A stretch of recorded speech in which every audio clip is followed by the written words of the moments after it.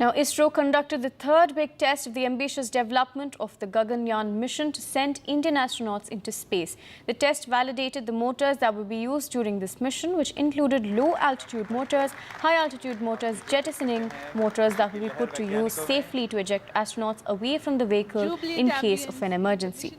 Now, the launch was initially halted due to an anomaly, and now, in fact, which was corrected, and then the spacecraft lifted off at around 10 a.m. Gaganyaan, which is expected to launch in 2025, aims to take a crew of 3 members to an orbit of 400 kilometers from a 3-day mission and bring them back safely to Earth by landing in the Indian waters. Listen in to what ISRO chief and the mission director have to say.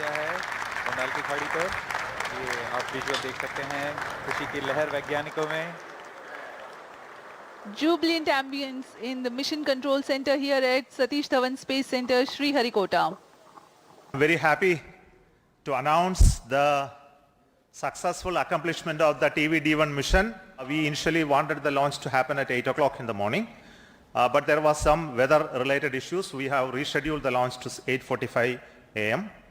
But after going through the nominal liftoff process, there was a hold issued by the ground computer, which is called the automatic launch sequence computer, which detected a sort of a non-conformance for allowing the engine to continue the thrusting to further go.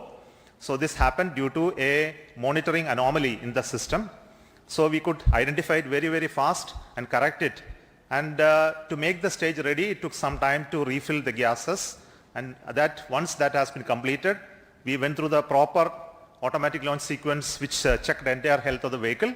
And finally, the mission computer and the ground checkout computer authorized the launch to take off.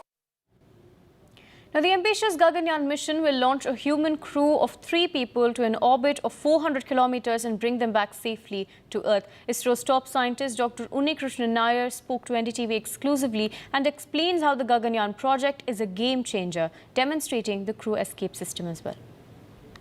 Now we go to a mission. That is, the first mission is demonstrating the crew escape system during flight.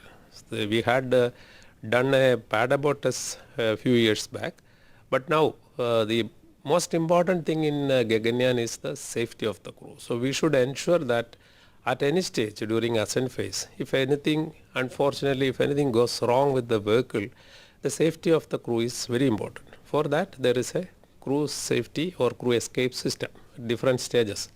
So this crew escape system, which is operating during the first stage of the vehicle when the S-200 solid strap-ons are firing. So that has to work at different conditions. One is at launch pad. Secondly, during the ascent phase, like there are certain critical events like the transonic condition when the rocket speed is crossing from subsonic to supersonic, or a high dynamic pressure region. So there are identified zones at which if we activate the escape system, how the escape system is going to behave and what are the physiological levels experienced by the crew module. Of course, it is unmanned, but then we can measure and see. So the immediate test what we are going to do, we have a device test vehicle which is derived from the strap-on, liquid strap-on of GSLV.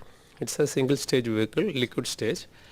And then over the test vehicle, we fix the crew escape system.